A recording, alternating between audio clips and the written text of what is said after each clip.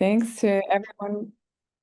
Thanks to everyone for being here. Thanks to Jessica for organizing this and all the other conference organizers. This is such a really great conference, and I'm excited that we were able to participate. Our session today is a few people that are connected to Brigham Young University. So our first speaker is Camilla McKinnon. She's working on her master's here at BYU. And then our second speaker will be me. I'm a professor and I'm the graduate coordinator um, here at BYU in the Department of Statistics. And then Morgan Kurth just finished her bachelor's with us, and she'll be presenting some of the work she did as an undergraduate student at BYU. But now she is a master's student at the University of Waterloo. So we're really excited for this session. And all of them are Bayesian analyses, which we really love. And so we hope you enjoy this session. Let's see. So Camilla will be our first speaker. Let me stop sharing and she can share her screen. Sweet, thank you. Okay. All right, yes. So my name is Camilla McKinnon. I'm in my second year of the master's program studying statistics at Brigham Young University. This is my research on a preferential sampling model for harmful algal blooms in Utah Lake. Okay. Harmful algal blooms occur when colonies of algae grow out of control and produce toxic or harmful effects on humans and wildlife. And climate change and increasing nutrient pollutions are potentially causing more HABs to occur. So our goal is to model HABs measurements in Utah Lake to determine if they're getting worse or not. Our data comes from the Utah Department of Environmental Quality within the Division of Water Quality. This map here shows all of their locations where they collected data throughout Utah, with this arrow highlighting Utah Lake, which is what we're specifically focused on. And although HABs occur nationwide, this is one of the most comprehensive data sets out there, so we're hoping to make it more publicly available. Some of the challenges with data collection, obviously funding affects both the type and quantity of data collection. So if there's less funding, they aren't able to go out and take as many samples of the HABs. Samples are also processed at a variety of labs that have a variety of analysis protocols, so sometimes that varies the data. And then there's also very strong temporal dependence, which means dependence in time. So for example, if we know that there's a bloom 1 week, then that informs our information about if we know the bloom will be there the next day or the next week. And independence is an important assumption for statistical modeling. So it's important to account for that in a model. Another issue is something called preferential sampling. And so that occurs because sampling locations are not independent of the HAB's behavior. So when high HABs values are observed, they sample more frequently at those locations.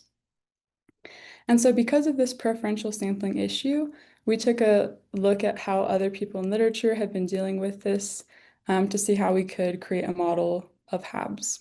So I'm going to walk through 3 different papers and how they relate to our data, and then some initial modeling results that we've done. This first paper is from Aaron Gelfand in 2012, and they go through a pollution simulation study to just explore the effects of preferential sampling. So this graphic here is showing in their simulation study, they have a pollution source up here in this corner, and then 3 distinct cities. And then they're exploring 6 different scenarios where they're taking preferentially sampled locations and randomly sampled locations. And then they're comparing, well, what if the true pollution source was coming from a certain location, or what if the pollution source was coming from informed covariates?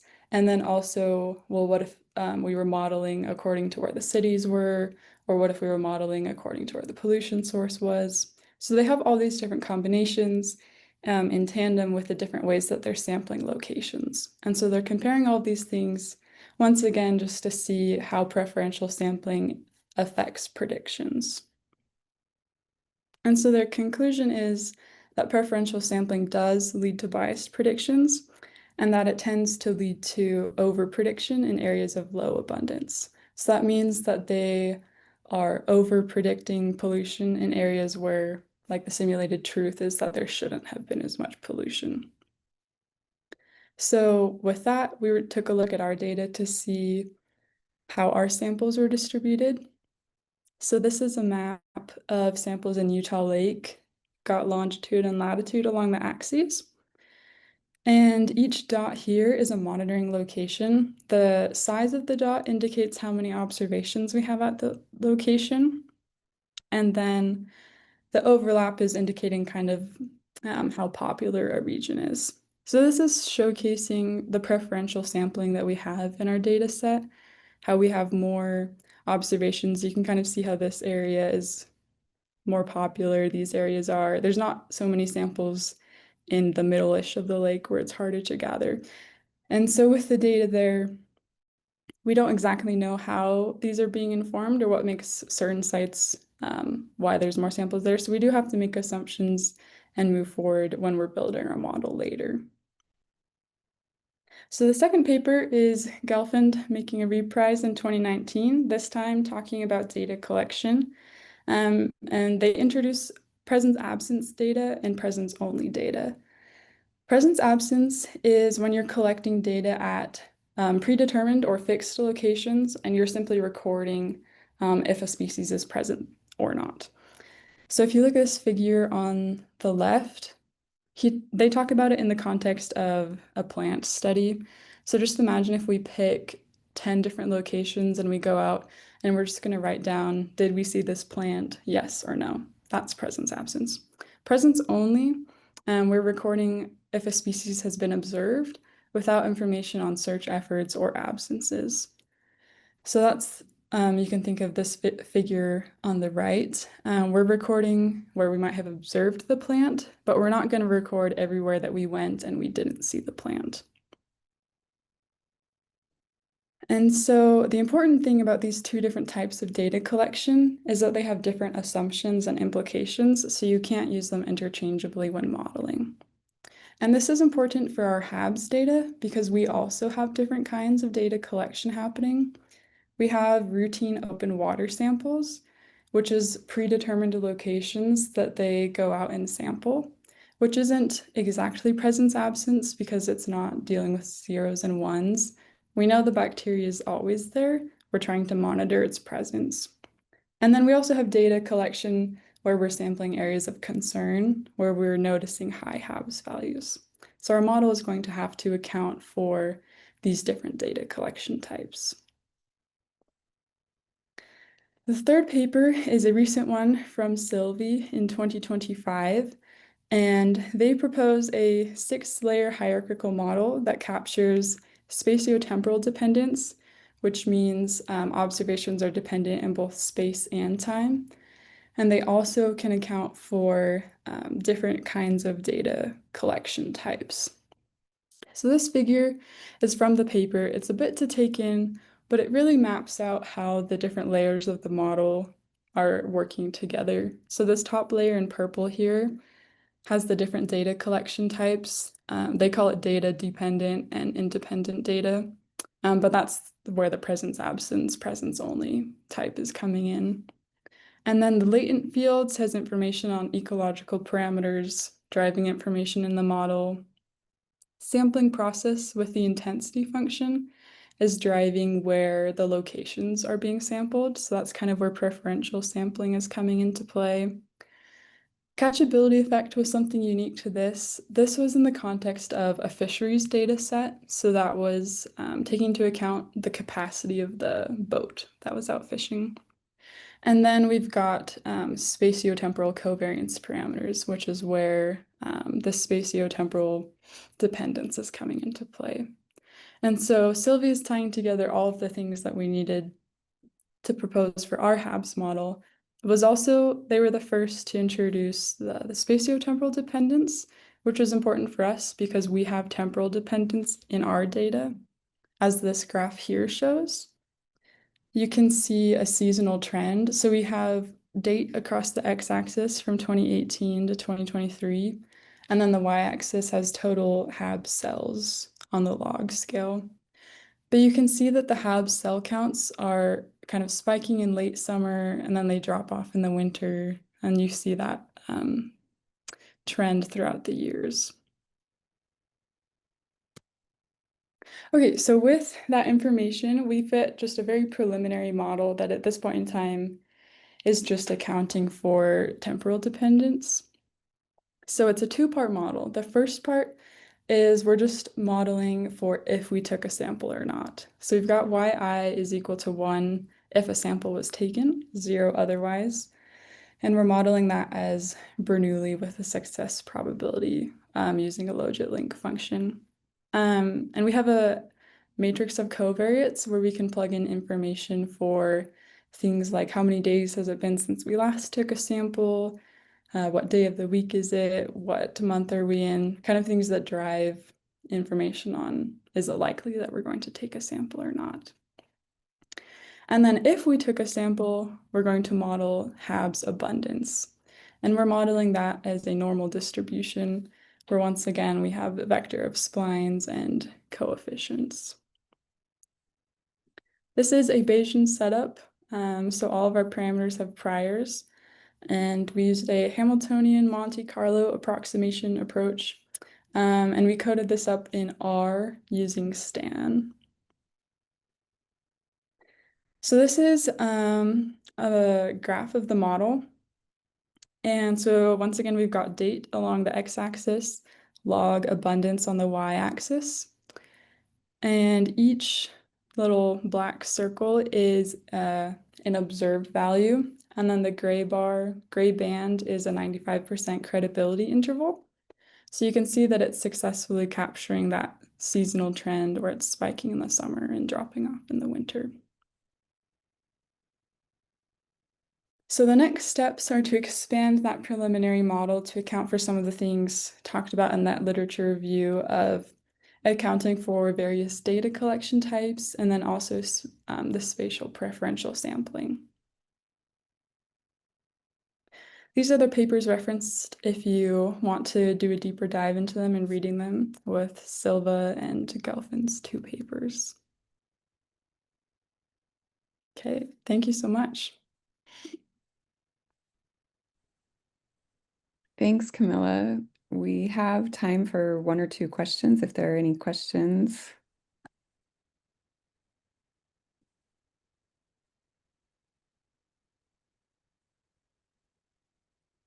Camilla, as you look forward to kind of looking at more than just one location, right now you showed us results for one location. What do you expect to be the most challenging part of using all of the locations that you have? I think it will be there's different amounts of data for each location, so trying to figure out accounting for that, and then also just adding in the spatial factor of different locations will be challenging. So, Awesome. Thanks so much, Camilla. thank All you. right, I am the next speaker. So let me find my window to share. Let's see.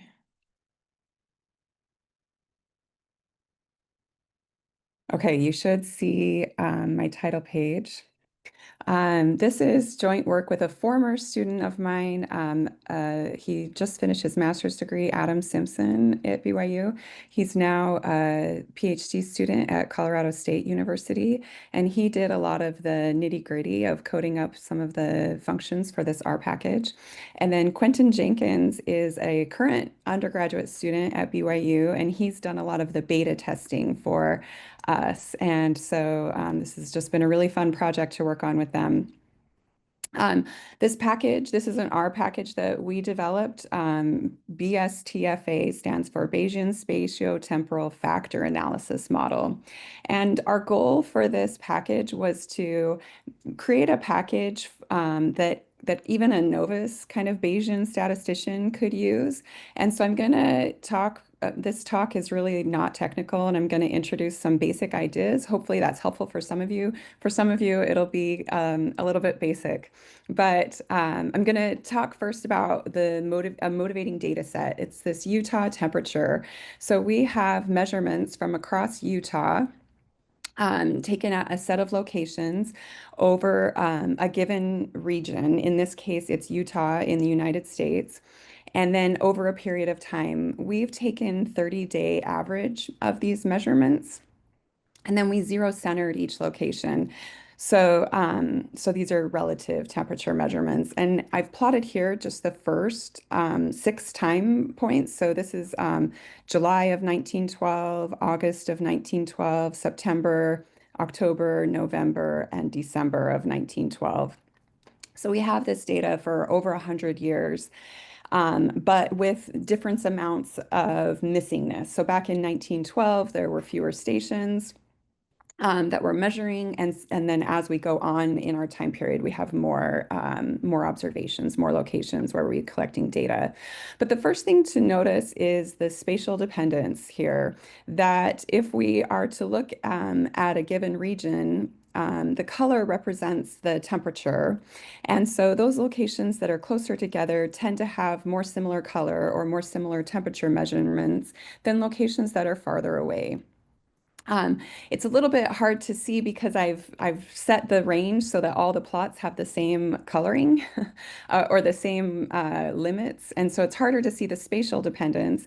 But the temporal dependence, it's really easy to see that as I look at one location and I go to the next time period for that location, it's a lot more similar when the times are close together than when the times are farther apart. And that's just this temporal dependence, that times closer together will have more similar measurements than times that are farther apart. So when we think of the reason I like to use temperature as my example is because we know things about how temperature behaves. One common behavior that we like to think of in the last, 30, 40 years is this: how is it changing? How is it increasing or decreasing in a constant fashion over time? And so I've picked one location, Lake Town, Utah. Um, and I just took the slope across time. And it's hard to see because the data is so variable. But this orange line, I added this dash line at zero, the horizontal dash line at zero. So you can see that at the beginning of the time period, our kind of average temperature is below zero, and at the end of the time period, our average temperature is above zero. And so you can see that at this location, we see this kind of increasing behavior at time. And a lot of us are really interested in that behavior over time. But we need to actually account for that temporal dependence. It's hard to see, but there is the cyclical behavior going on in these measurements. And so we need to account for that temporal dependence as well as the spatial dependence. So speaking of the cyclical behavior, another thing that we understand about temperature is the seasonal behavior. So all of the plots here, all of the points, the gray dots, are plotted on the day of the year. So like the middle point of that 30-day average. And what we see is that as we go along throughout the year, we see increasing values. So in Utah, the summer months are June, July, August into September.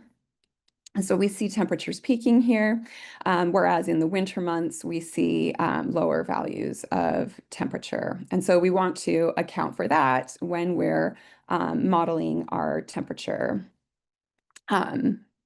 behavior. So after we kind of account for that, we can come up with things that might affect temperature, like El Nino or La Nina, or if you're on the eastern coast of the United States, we've got the Northern Oscillation, Atlantic Oscillation, the NAO, and those kind of tend to impact temperature over longer periods. We looked at kind of the El Nino um, index, and it didn't really seem to account for what we were seeing after we accounted for the season and this constant increase or decrease in time. And so what we have afterward After we take out, so what I did was I took out, just at each location, I took out the estimated seasonal component and the estimated increase or decrease in time. And I'm plotting here the residuals for two locations. So Alpine is this green dot and Provo is this orange dot. And these are two locations that are pretty close in space relative to the other observations that we have. And I've plotted the residuals in time. And you can see that they don't match perfectly, but the trends are the same. When alpine temperatures, residual temperatures increase, so do Provo's residual temperatures increase. And same with like this decreasing. And so when we have like a lower than expected temperature measurement, both locations will have a lower than expected temperature measurement. And these are really highly correlated. So I just did a scatter plot of both of those residuals. And you can see that like this is a dream correlation plot, right? We have really strong dependence in these residuals after we've accounted for even the seasonal behavior and the increase and decrease in temperature. But we don't really know what it is that's making this happen or what this relationship is. And so we still want to model that. And so this is where our factor analysis portion comes in. So I created this little toy data set over a shorter period of time so we could more easily see what's happening. But this is, and also I made the slope a lot steeper so it was more visible. But the dots are kind of our measurements, and then the line that we see is the fitted line. And so this is representing the temperature measurements that we have. And then we have our linear or our slope, our increasing behavior in time that's contributing to these measurements. And you can see that increasing behavior here. And then we have the seasonal behavior here, and we can see that seasonal behavior, but we also see it's not that perfect up and down that the seasonal component is contributing to it. And so we have this kind of residual piece, what I was looking at with the last slide. And this is a smoothed version of what we were looking at on the last slide, but this is that residual piece. And what we're going to do with that residual piece is we're going to break it up into four factors. So we have factor one, factor two, factor three, factor four. And we're going to weight each of these factors based on the location. So this on the far right is the weight of the first factor, and the red indicates that we're weighting a lot, and the blue indicates that we're not weighting it very much. And so for this first factor, this looks like a Western weight or locations on the western part of Utah would weight this location or this factor more heavily. And then the second factor is more like southern weighted. The third factor is weighted more in the north, and the fourth factor weighted more in the east. So the location here is this tiny black dot. The location that I've plotted in our main temperature series is this tiny black dot. So it's a southeastern.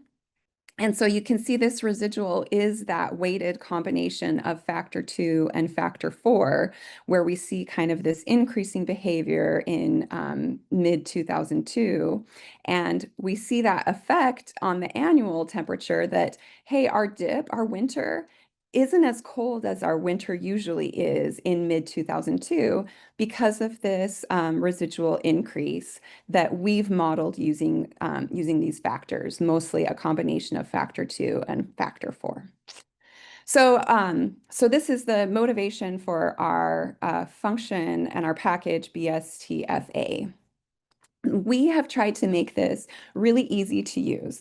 So our function, our main model fitting function is just BSTFA, and it only requires three inputs: the matrix of your observations or your measurements. And the matrix is the number of times, the rows are the number of times, and the columns are the locations. And if there, it importantly, it allows for missing observations, which is very prevalent in environmental data. And so if you have a missing observation, you would just put that in as an NA. And then a date vector and then a coordinates matrix that is your two-dimensional matrix of spatial coordinates. The Utah temperature is a data object in our package. So this is the code that you could use to fit a model to that data set. There are several other arguments for specifying the model. I don't want to spend too much time on this, but I'll just mention that, for example, I have another data set that I'm looking at modeling PM 2.5. And PM 2.5 tends to not have such a long spatial range, so the dependence doesn't kind of last so long, so far through space. And so to account for that, I would want to make my parameters for spatial smoothness a little bit smaller so that, or the frequency long, smaller, whereas the number of spatial bases and the number of bases on the loadings I would want to make larger to account for that less smoothness in space for a better fitting model. After fitting several different models, we found that using leave one out cross-validation, the Pareto smooth version, we found that the model with 25 bases, spatial bases, and 64 loading bases, and then 600 temporal bases, it fit better. One of the first things to do as a Bayesian is to make sure that your model is got the posterior draws are representing the entire posterior distribution. We have a function convergence diag, so it stands for convergence diagnostic.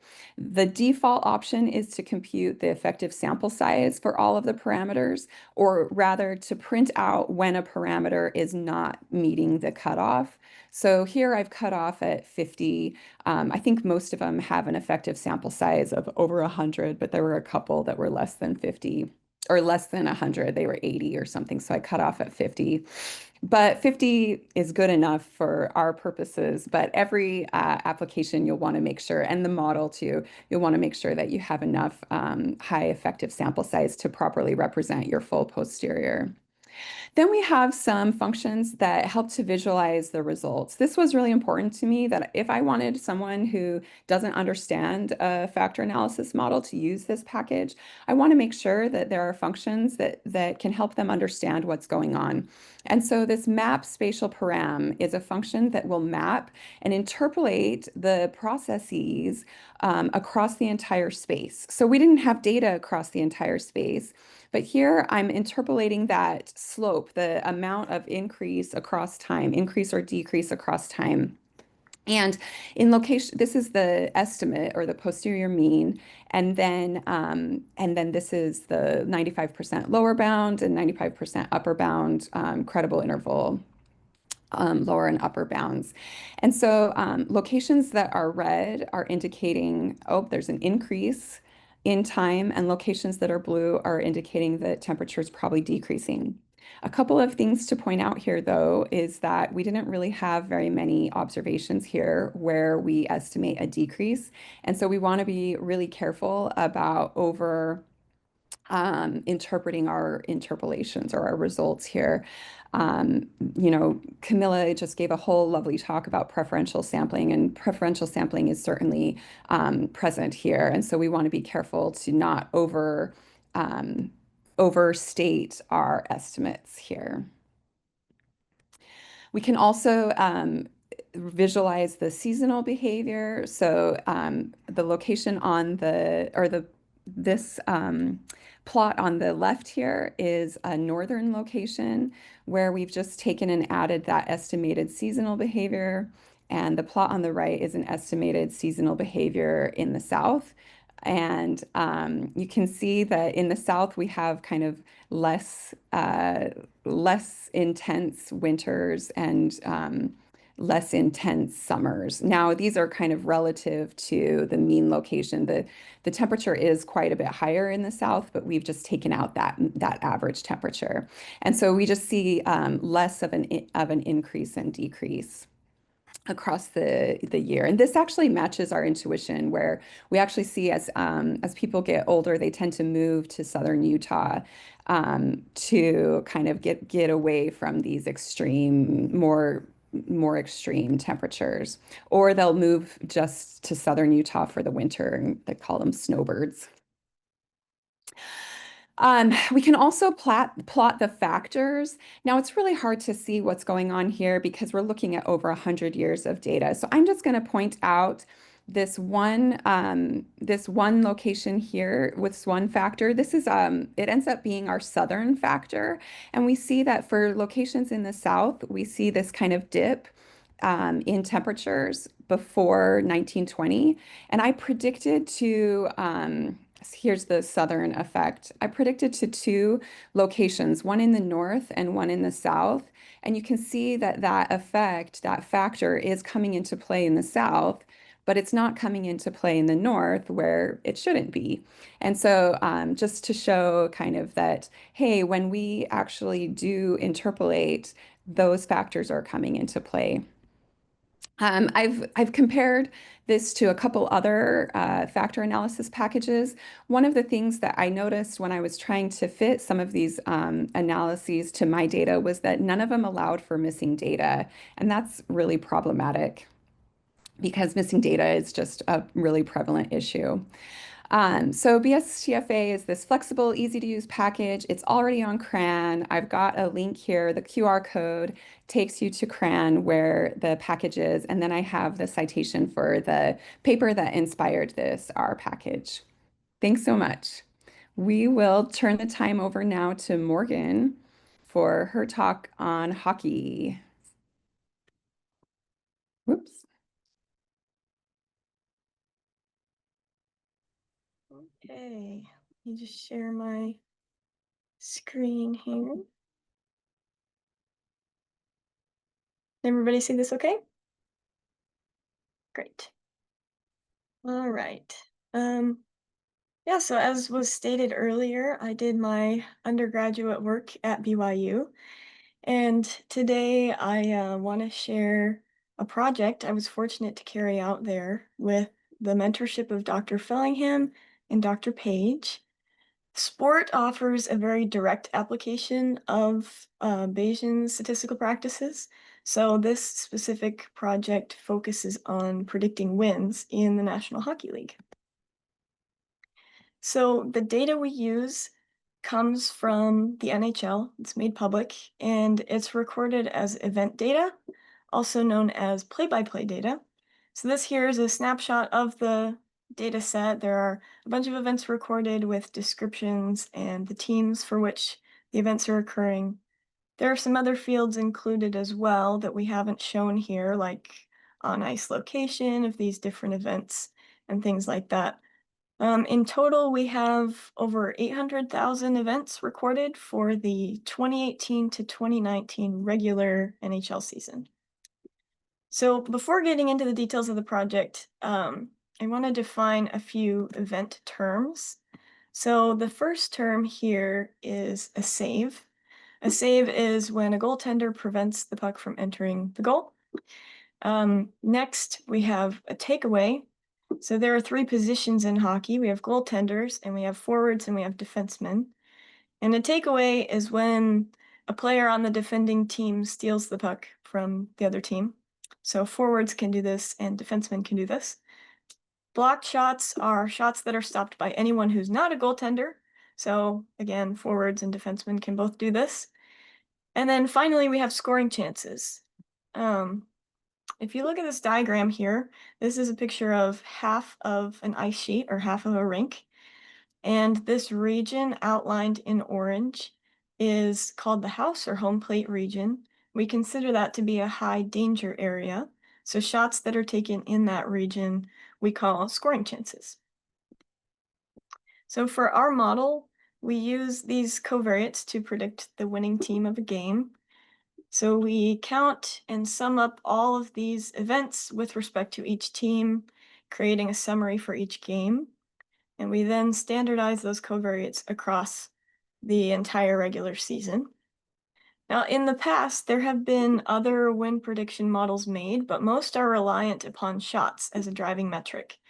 So our goal with this project is to create a model that describes more completely a team's performance. So then we can determine which specific parts of the game teams should focus on developing in order to increase their chances of winning. So for our project, we take two approaches. The first is a Bayesian additive regression trees model.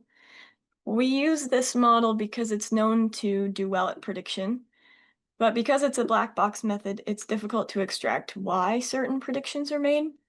So we use this model's performance as a kind of a benchmark, a measure to which we can compare the performance of our main model of focus, which is the ordinal product partition model. So this is another Bayesian method and produces a posterior distribution of partitions of the data.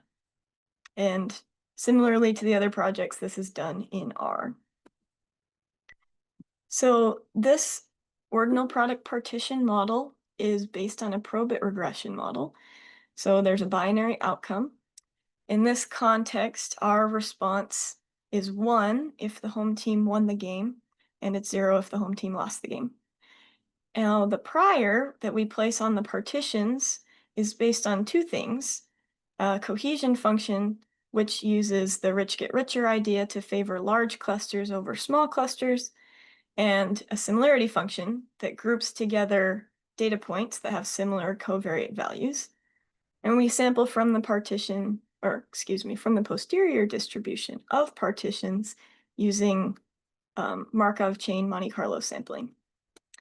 So I recognize this is kind of hard to imagine. It's a bit of an abstract idea to be sampling partitions. So I created an illustration here to show what we're doing.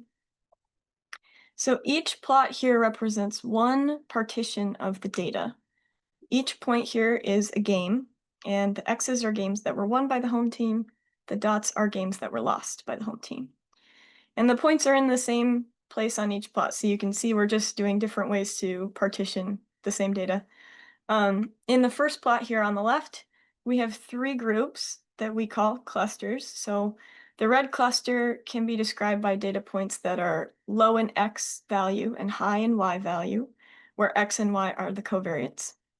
Notice that 33% of these games were wins. The blue cluster is high in X and high in Y, and 50% of those games were wins. And then the green cluster is kind of middle range in X, low in Y. 0% of those clusters, or excuse me, 30%, 0% of those games in that cluster were won by the home team. So then similarly, in the second plot, we have 2 clusters, and in the third plot, we have 4 clusters. So note that not every partition necessarily has the same number of clusters. And note also that the groups, the clusters, are not necessarily homogeneous in outcome. Some plots have clusters of all losses, some have all wins, and some clusters have both. For our particular model, we use the 4 covariates we defined earlier.